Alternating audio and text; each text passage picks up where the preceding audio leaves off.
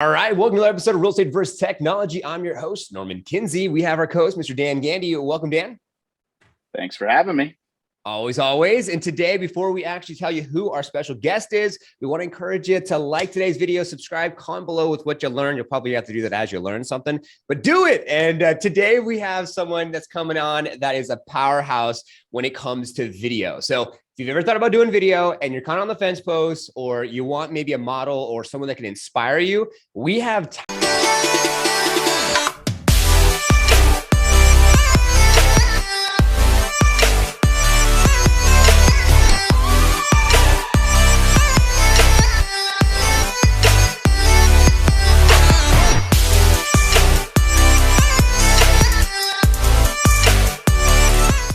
Tyler coming on today. Tyler, welcome to Real Estate vs. Technology. And he's someone who's crushing on Instagram, crushing it on TikTok, and you're in Canada. Yes. Thank you guys so much for having me. I'm super excited. And yeah, I'm up in Canada. Of course. We were just talking about how we're international. And for some reason, I thought you were in the States, but it's like, no, we're international in today's episode. Welcome, neighbor. Love it. I love it. That's awesome. So the show's all about you, your business. We want to deep dive a little bit more into your story. So tell us, how long you been in real estate? Why real estate? Absolutely, you guys. So I got a kind of an interesting story. So I've been a licensed realtor for since September. So 5 months, maybe, losing count, but not long. And then before that, for 6.5 years, I was a full-time real estate investor. I originally started when I was 18, buying apartment buildings, doing joint venture deals. And I scaled that up super quick, seven buildings, $12 million real estate portfolio. And then I got to a point where managing all of that, and then went down to Scottsdale, Arizona. And from there, I love Scottsdale. I love Arizona as a whole. I'm 20 minutes away.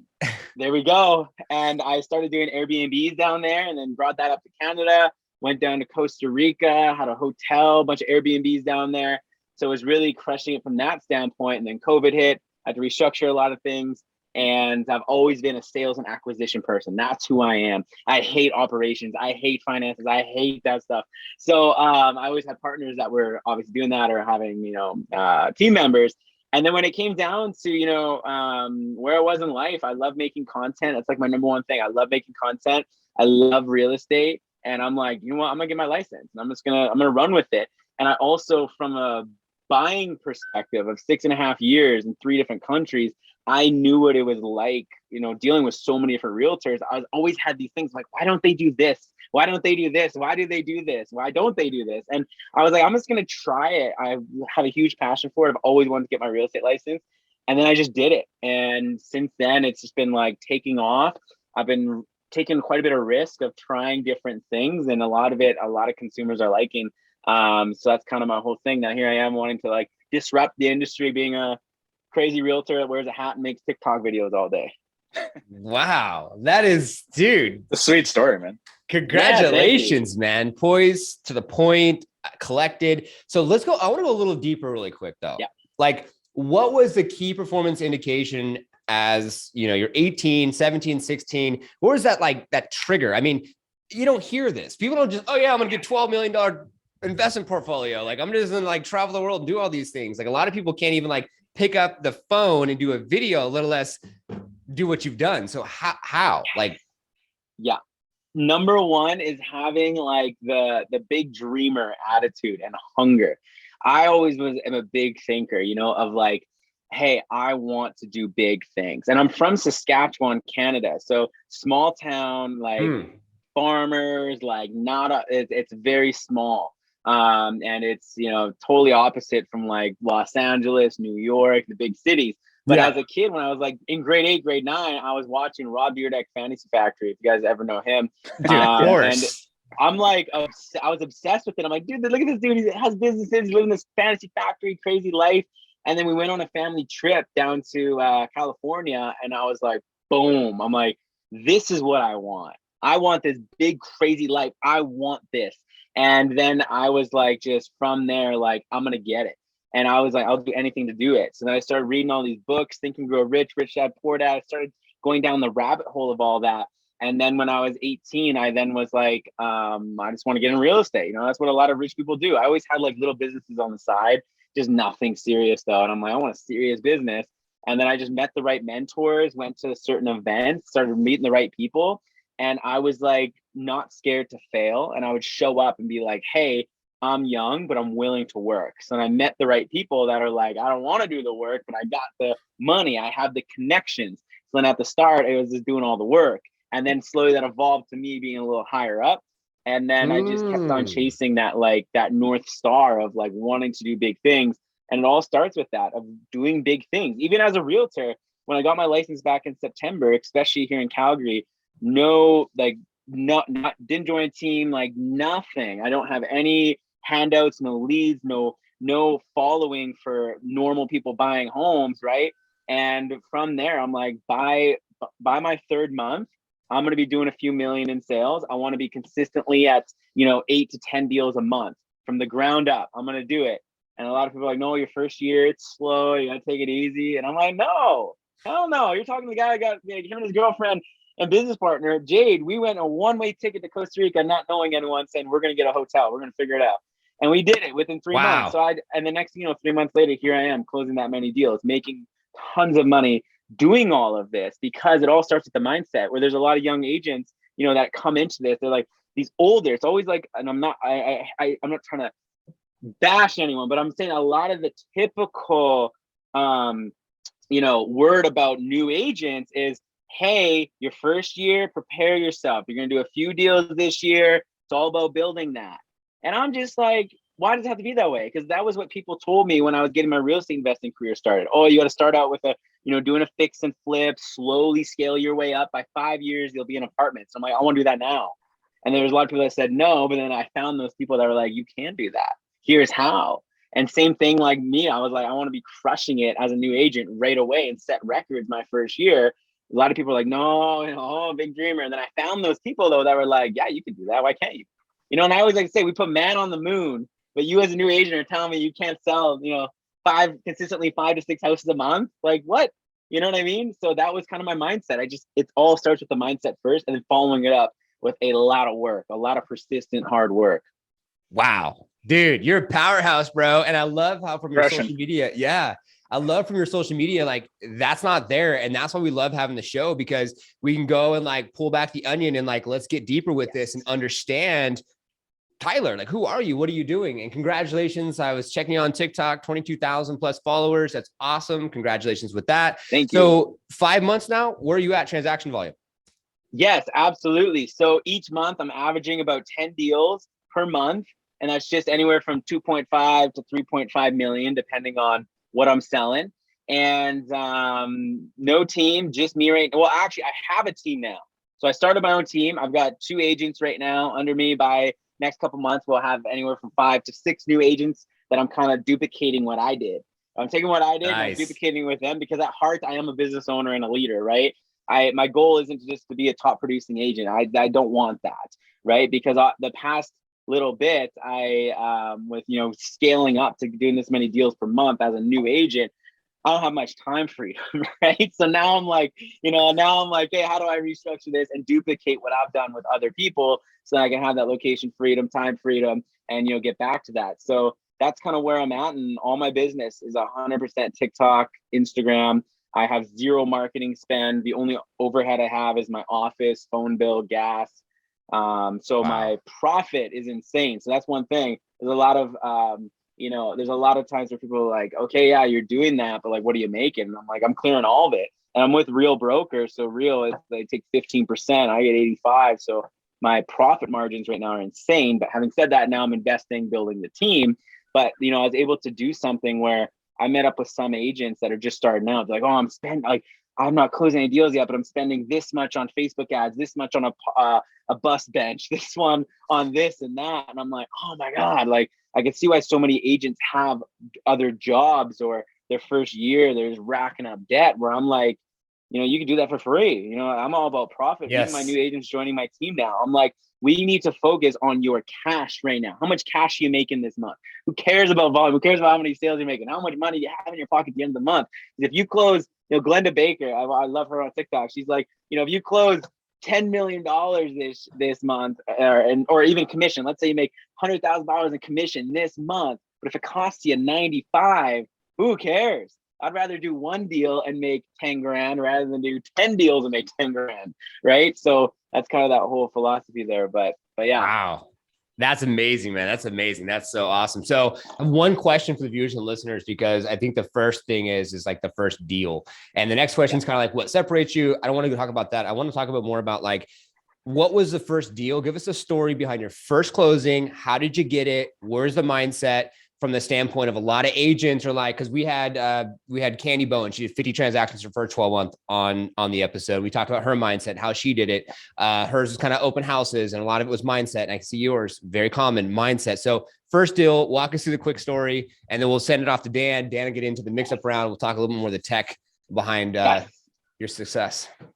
Love it. So first deal, here I am. I'm like, hey, first off, people need to know, like, and trust you to buy something from you. And I'm like, the best way to do that is social proof through social media. So I would just literally make TikToks nonstop, right? And you can scroll down my page. I post about it every day, but I just started the page and everything in September. And I was just posting, not sure if I'm like, I'm just gonna try this concept. If it doesn't work, then I'll go door knocking. I'll send out flyers. And all of a sudden, like, it started working, and I had these people reach out to me on Instagram, and they're like, hey, we're watching your TikToks. We're going to be coming from Ontario, yada, yada, yada. And I'm like, oh, cool. So we just kind of got on a quick call. And next thing you know, they were down here, looked at properties, boom, put in the offer. It was actually basically 2 deals at once. So wow. It kind of was like my first deals were two. And it just was simply that. They saw and here's the thing. It wasn't like I had a TikTok of the properties they were buying. It was the concept of, they're like, wow, here's this Calgary realtor. These are super cool places. And then they connected me on Instagram. And then next, we get on a quick call, and they're like, hey, we like your style. You seem very authentic. Like, you're cool. Like, let's do something. I'm like, hell yeah. And then when they came, we scheduled it all in, went and viewed properties. And then the rest is history. There were some hiccups with the deal. Obviously, we had to get to certain things and their financing. It was a lot of work, but we ended up getting it done. And that was like my first deals there. And then, yeah, it was pretty quick too. Like, super quick. Dude. I don't want to offend anyone, but keep it simple, stupid. Like, you literally just kept it simple. I know. Yeah, absolutely. And like, it's funny because like, I've bought in tons of real estate, and there's times where I'd contact an agent. They're like, oh, you gotta come to the office. We're gonna go over all these forms, or here's like a webinar I want you to watch of a first time home buyer shit. And I'm like, oh my God. I'm like, every person has the internet in their phone. They're already doing the research. They're already watching a mortgage broker's YouTube. Like, keep it simple, stupid. Literally, I'm like, hey, oh, cool. You want to view some properties? Cool. Here you go. Hey, check this out. What do you think of this? Boom. I make it so simple, and people love that. You know what I mean? And that's kind of the thing. It was super easy, and it was funny. So really quick too. I'm a quick start person. I just get right to it. I was, like literally didn't do any of the training I was supposed to, like for contract training. Cause I'm like, hey, I want to get paid. I want to make some deals. So then all of a sudden I was with, when I started EXP, and I called my broker. I'm like, hey, like these 2 clients want to put these offers in on these houses. Like, where do I get the forms? And she's like, oh, did you get hooked up with this? I'm like, no. She's like, you haven't done any training, have you? I'm like, no. And so I didn't even know how to write an offer, and I had to. And then she helped me out. She's like, wow, this is, hell yeah, let's do it. So it's super awesome. I got respect for that broker. And then we put the deal together, and then boom, done. Didn't even know how to write a contract.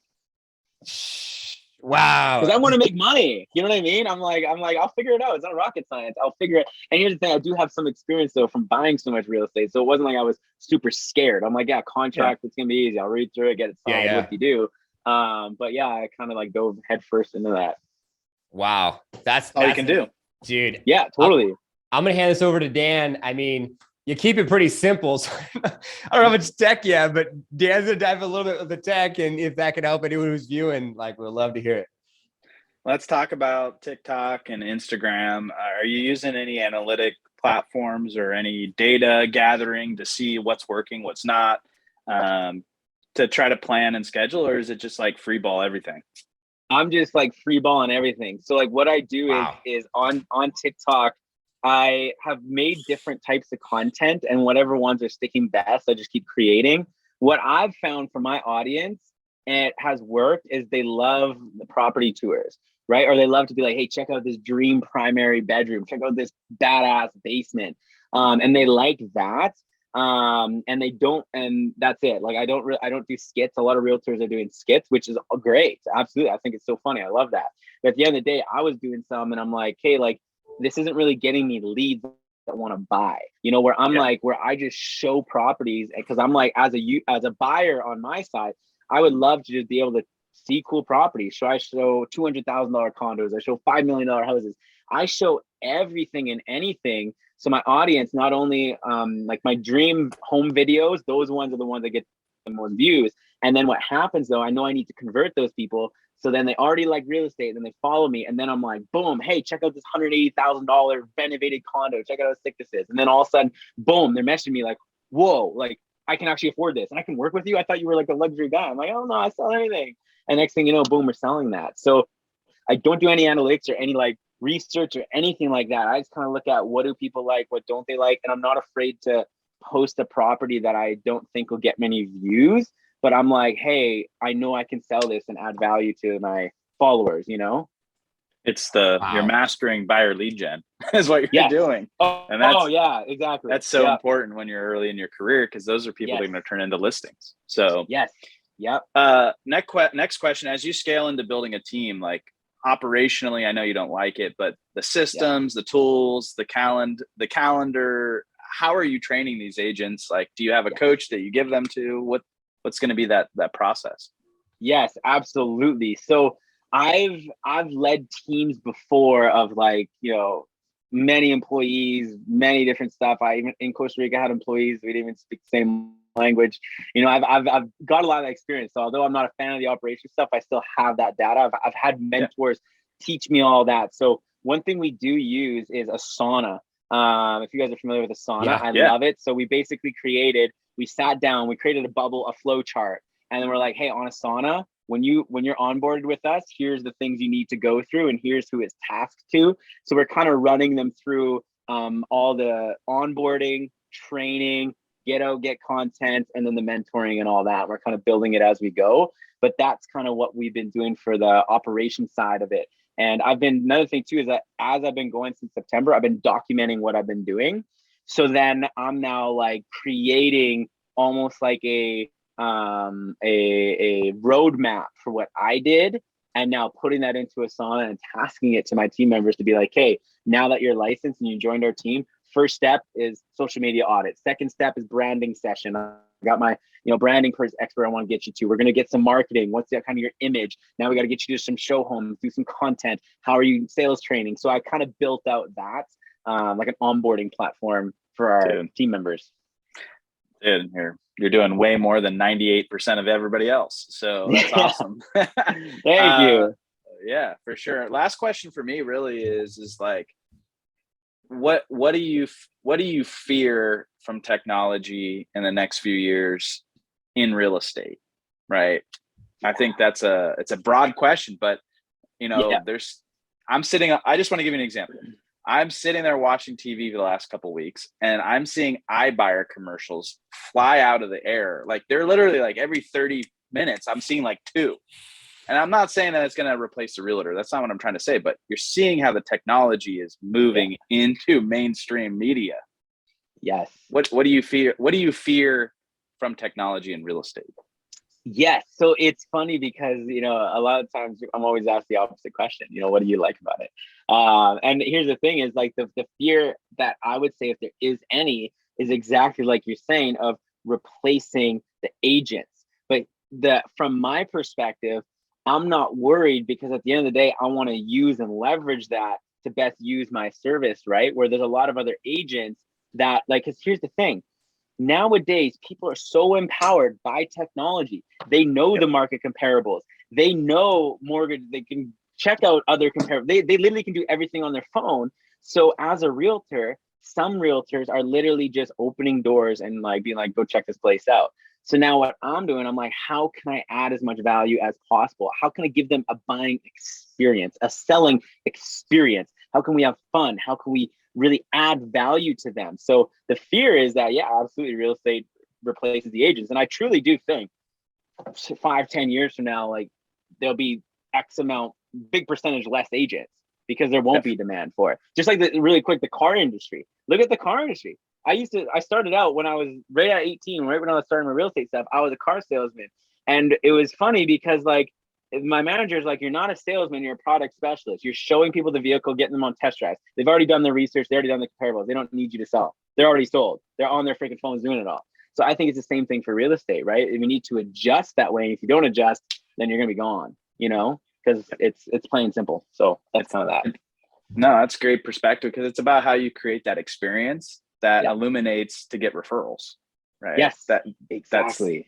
That's what, like, you like free marketing, right? You want the biggest piece of free marketing is build a massive referral funnel. So I think you're going to be amazing at this. It's not rocket science, and you keep it simple. So more power to you, man. This is awesome. Thank you. I appreciate that. Wow. Yeah. That was a fire mix-up round, and thanks, Dan, for taking that on. Tyler, I just want to quickly unpacked it. I think that standard operating procedures and key performance indicators to focus on income producing activities is a big fundamental of your business, and making sure you have a rinse and repeat type model. You know, you didn't do anything crazy with your Instagram. You basically, it's interesting. I've seen this a lot with a lot of creators, and the ones that try too hard are the ones that maybe kind of fall off, or they have a lot of success and then they have good and bad or whatever. Like, you just kind of flow with your true authentic self, and there's no standard operating procedure with the way that Tyler does his videos. You just do them, and then you just are, and then it just is, and then they just love it, and then you just saw the commonality and you're like, okay, all right, like, let me just keep doing it.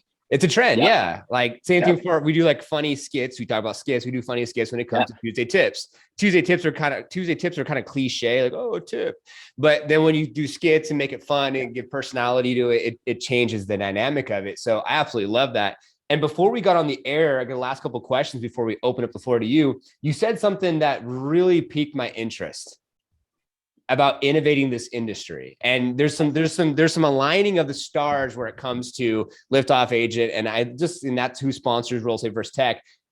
What is this vision? What are you talking about when you say innovating this industry? I mean, are you like the next Ryan Serhant? If I was to put like my finger on a pulse, like, what does this look like for you?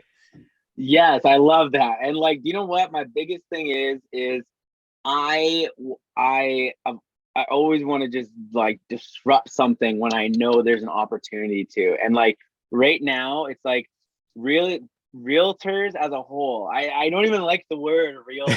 You know, just like, oh, you know, like car salesman with the registered trademark thing behind it. I'm like, oh my God, you know what I mean? It's like, it's so corporate.